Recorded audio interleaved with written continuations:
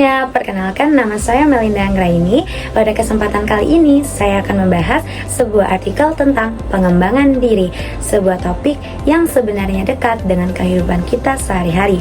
Pengembangan diri bukan hanya tentang menjadi lebih pintar atau lebih sukses, tetapi tentang bagaimana kita bisa memahami diri sendiri, mengatasi hambatan, dan mampu menjadi versi terbaik dari diri kita sedikit demi sedikit setiap harinya. Nah, kadang kita berpikir perubahan besar membutuhkan langkah besar, padahal kenyataannya perubahan paling bermakna sering dimulai dari langkah kecil yang dilakukan secara konsisten.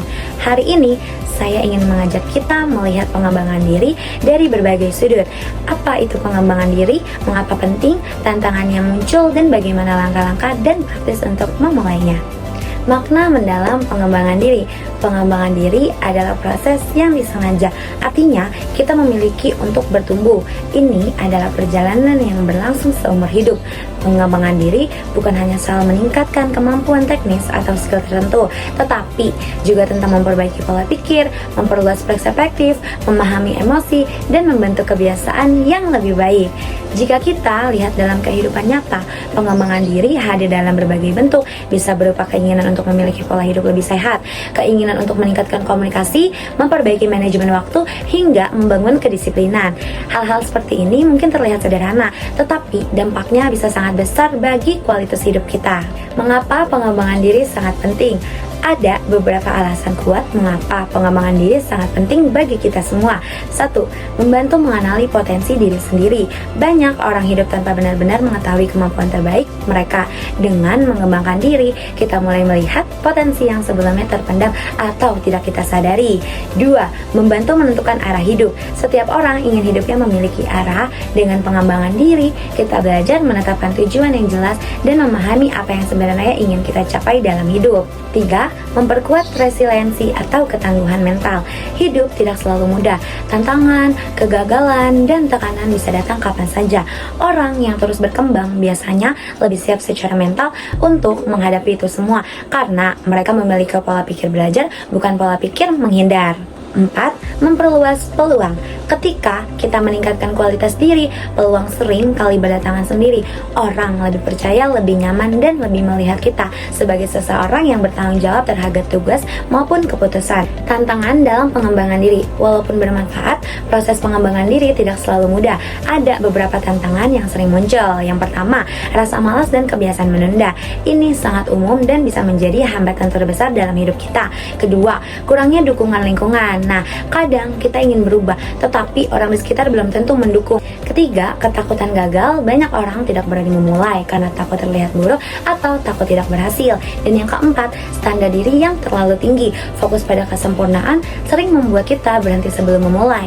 Yang perlu kita pahami adalah bahwa tantangan bukan alasan untuk berhenti, melainkan bagaimana alami dari proses bertumbuh itu yang ada di dalam kita berproses. Strategi pengembangan diri yang efektif. Ini adalah bagian inti dari presentasi. Bagaimana kita sebenarnya bisa memulai mengembangkan diri bahkan dari hal-hal kecil, yaitu menetapkan tujuan yang jelas dan realistis. Tujuan adalah arah. Tanpa tujuan kita seperti berjalan tanpa peta. Tetapkan tujuan jangka pendek dan jangka panjang. Buat tujuan yang spesifik. Contohnya, saya ingin membaca 12 buku dalam 1 tahun, atau mungkin saya ingin olahraga 3 kali seminggu. Tujuan yang jelas membuat kita tahu apa yang harus dilakukan setiap hari. 2. Fokus pada kebiasaan kecil. Perubahan besar berasal dari kebiasaan kecil yang dilakukan terus-menerus. Misalnya, menulis 5 menit setiap pagi, meditasi 2 menit sebelum tidur, atau mungkin menata meja kerja setiap hari selesai bekerja.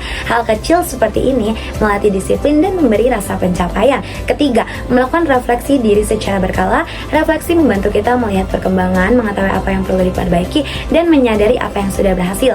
Cukup luangkan waktu 5-10 menit setiap malam untuk memikirkannya. Apa yang sudah baik hari ini, apa yang perlu dirubah, apa ada yang salah, atau apa yang bisa ditingkatkan lagi esok hari. 4. Mengelola emosi dan pikiran negatif. Pengembangan diri tidak hanya fisik dan kemampuan, tetapi juga mental. Ketika pikiran negatif datang, Latih diri untuk tidak langsung percaya. Tanyakan apakah ini fakta atau hanya asumsi, apakah saya sudah melihat situasi ini dari dua sisi. Ketenangan dalam mengelola emosi membuat proses pengembangan diri berjalan lebih stabil. 5. Mengubah lingkungan menjadi lebih mendukung.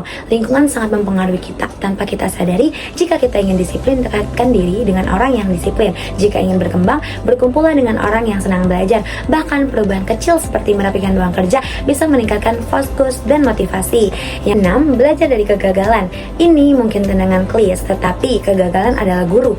Yang membedakan orang yang berkembang dan tidak adalah cara mereka memandang kegagalan. Kegagalan bukanlah akhir, tetapi informasi tentang apa yang tidak berhasil dan apa yang perlu diperbaiki lagi. Contoh perubahan sederhana yang berdampak besar.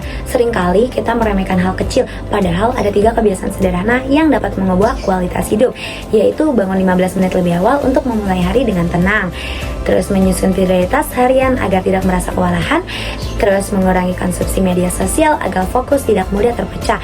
3 hal kecil ini bila dilakukan konsisten akan membantu kita merasa lebih terkendali, lebih fokus, dan lebih produktif.